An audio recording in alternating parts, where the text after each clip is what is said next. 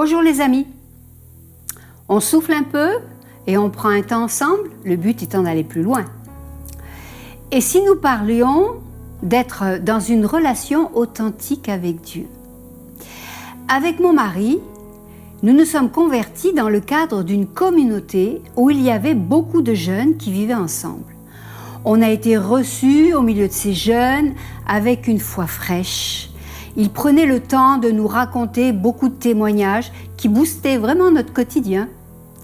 Et je me souviens d'un jour où j'ai posé la question à l'un d'entre eux. Alors je vais dire son prénom, il s'appelle Emilio. Et je lui ai dit, dis-moi Emilio, comment est-ce qu'on prie?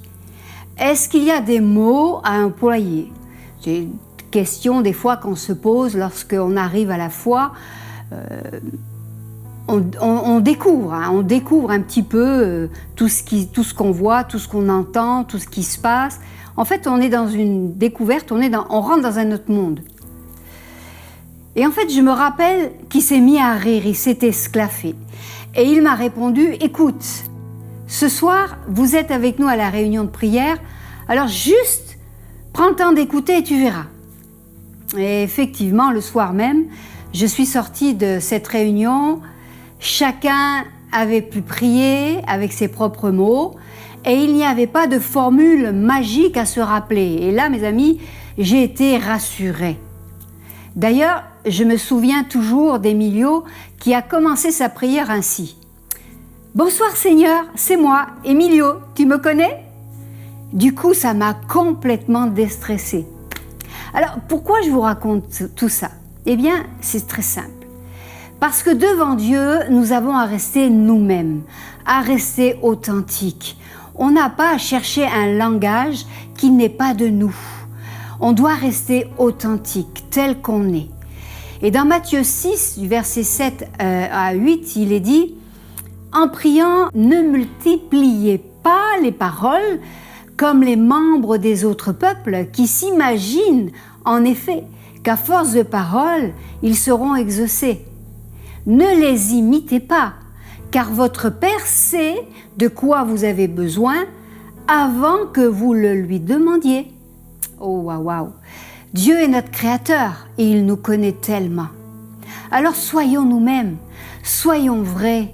Lorsqu'on vient vers lui, soyons authentiques. Lorsqu'on s'adresse à lui, parlons notre langage, celui du cœur. Nous n'avons pas à copier les prières des autres, à employer certains de leurs mots, à imiter même leur intonation. Je l'ai entendu ça. Oh, avec un ton des fois pompeux. Mais non, soyons nous-mêmes. C'est ce qu'on appelle, lorsqu'on fait ces choses-là, singer les clichés. C'est de la religion, mais ce n'est pas une relation. Dans Matthieu 6, que nous venons de lire, Jésus nous interpelle concernant la prière rituelle.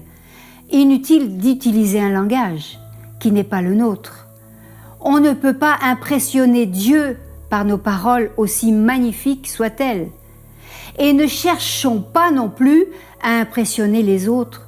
C'est pas le but. On s'approche de Dieu en toute humilité, tel qu'on est, pour qui on est.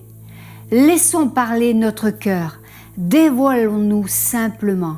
Ce n'est pas un manque de révérence. Notre Dieu est Père, et dans son amour de Père, il nous accueille dans la simplicité de sa présence et de qui on est. Juste regardez comment un enfant se jette dans les bras de son papa. L'image est parlante, non?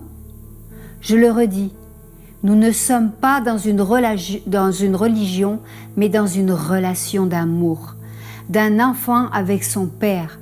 Juste adressons-nous à notre Père Céleste simplement, de manière authentique, avec des mots qui viennent du fond de notre cœur.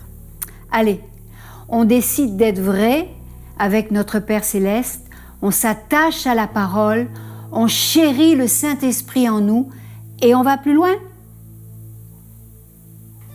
Alors vous avez aimé cette vidéo? Likez.